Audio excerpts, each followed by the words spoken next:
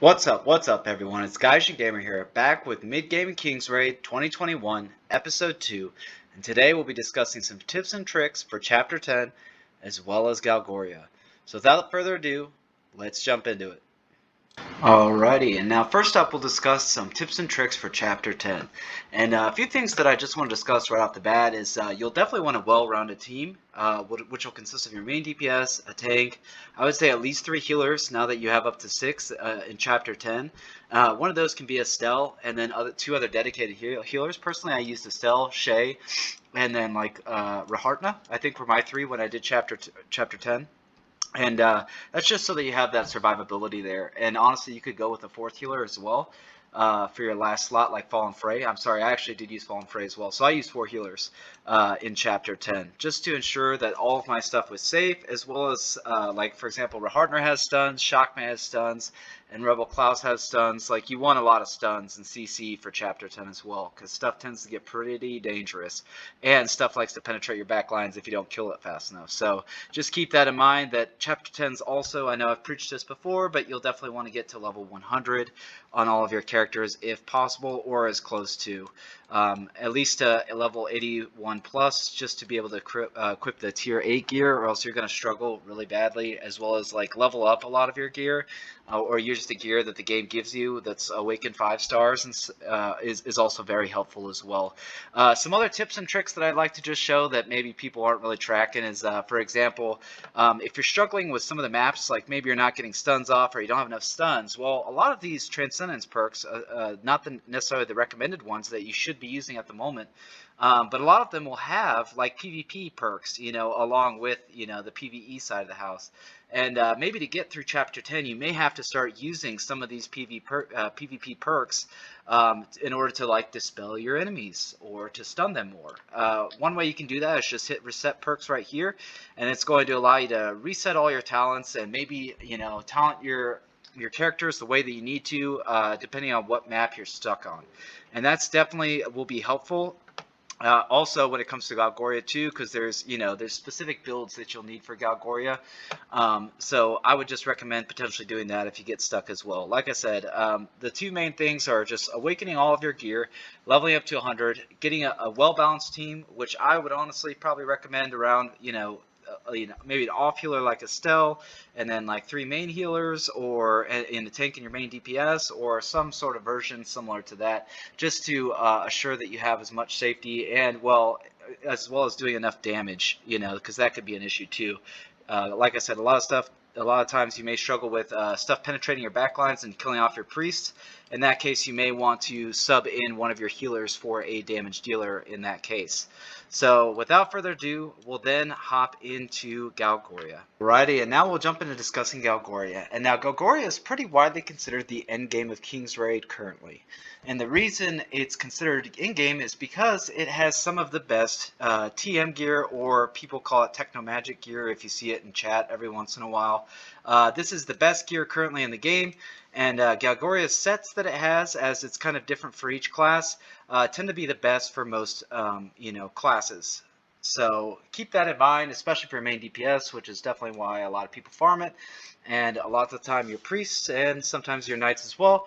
It's some of the best gear you can get all around. So definitely keep that in mind, and we'll be discussing TM or Techno-Magic gear later on in another video, as it goes quite in depth with all the random abilities it has and what might be good for which characters. So we'll kind of discuss that moving forward. But for now, we'll just discuss a few things about Galgoria that are kind of tricky and may be stumping you if you're attempting to take on Galgoria at the moment. One thing is, this is the first raid that you will need to actually have a second dedicated DPS. And now the reason you will definitely need to do that is because it has something called Swamp Imprisonment. And upon taking damage 150 times, Galgoria is going to imprison your highest damaging character to the boss. So whatever character's ahead on the damage meters to the highest when this ability goes off, it's going to imprison them, basically taking them out of the fight and not allowing them to do any abilities. And basically they're just a potato for the fight until they're released, until they get, until Galgoria gets damaged 150 times, in which he or she will keep, imprisoning someone over and over and over again. And it's best if you have two DPS that can kind of go back and forth, so that way you're still doing an efficient amount of damage to the boss. And even once you get to a certain part, you can actually use 3 DPS, and it tends to work out quite well for this fight as well.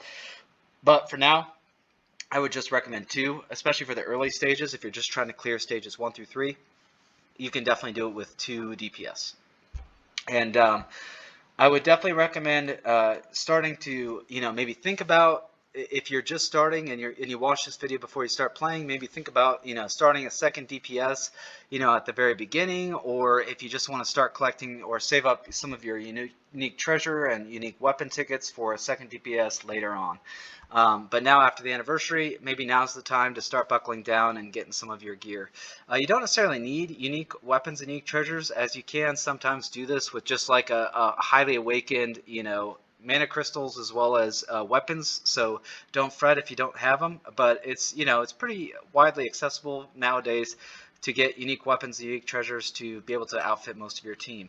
I would definitely think about starring or awakening the unique weapons on your second DPS sooner than later, though, if you plan on taking Galgoria. Now, another gimmick, so that was the first gimmick. Another gimmick is that he tends to have a lot of heal rate reduction, or I'm sorry, he heals a lot, so you'll need to bring a lot of characters with heal rate reduction in order to negate the healing. A lot of times you may be damaging the boss, but he'll be healing right back up. Like you'll see it go down to 99, 98, then it'll go back up to 99 again, and it'll get pretty frustrating. And how you kind of counteract this is you bring characters such as like Mora, who's kind of like a specialty for magical tanks, and is pretty meta for magic teams in Galgoria, because she has a heal rate reduction. Also Estelle, the new character that was introduced, has some sweet abilities for Galgoria as well as the heal rate reduction. Also, just to name a few off the top of my head that are kind of meta choices, like Panzeroni has a heal rate reduction. Lucikiel, Gremory, there's just a ton. We could just sit here all day and just name some of the characters, but it might be something you want to look at in Transcendence perks, just to see, or on their abilities. Sometimes they have heal rate reductions that you just want to look into. Also, Lorraine's pretty popular. But also, and tanks and healers sometimes even have heal rate reductions too. So you just kind of want to keep an eye out for that and bring, enough to stop the boss from healing as much as possible. Another key item for this boss, if you're not aware, is something called a Solar Stone. And I'll show you what it is right here. And it's this artifact. If you're lucky enough to grab one, this one constantly reduces the boss's healing by 30% for 5 seconds. And this has been key to my success in Galgoria, as well as yours if you're lucky enough to pull one. So it might be something that if you have an artifact selector, you may look into doing. If you're struggling with Galgoria's healing, it's definitely a good item for this raid boss. Now, the last thing I would recommend for Galgoria is you definitely want to put the boss into hit stun. What does that mean? You want to bring a lot of stuns, just so that it keeps getting stunned as constantly as possible. Just to make the boss that much easier. He's not damaging you all the time, and it will help with the healing as well. So another thing that I would like to mention right now, which kind of takes it from the mid game into the later game, but I just want you to be cognizant of, is that stages 1 through 3 of Galgoria, there's no team composition limitations. However, when you start to enter into stage 4 through 6, you can only use 2 of each class. So what does that mean? You can only use 2 warriors or 2 priests of any kind. So you could, for example, you can only use Fallen Frey and Frey. You couldn't then use for Hartner afterwards. So just keep that in mind. And then moving even further, which is definitely entering more of the end game, past stage 6, you can only use 1 of each class. So we'll kind of discuss that later on. But that's just kind of some tips and tricks for Galgoria in Chapter 10. I just wanted to thank everyone for all of the support and positive comments, all the likes on the videos. I really appreciate each and every one of you support for just even viewing the video, and and all of the subscribers as well. I really do appreciate each and every one of you. Thank you. I'm sorry I haven't really put out a video recently. I've been sick. So hopefully we'll definitely start churning out the content a little quicker. But until next time, I'm Gaijin Gamer, signing out.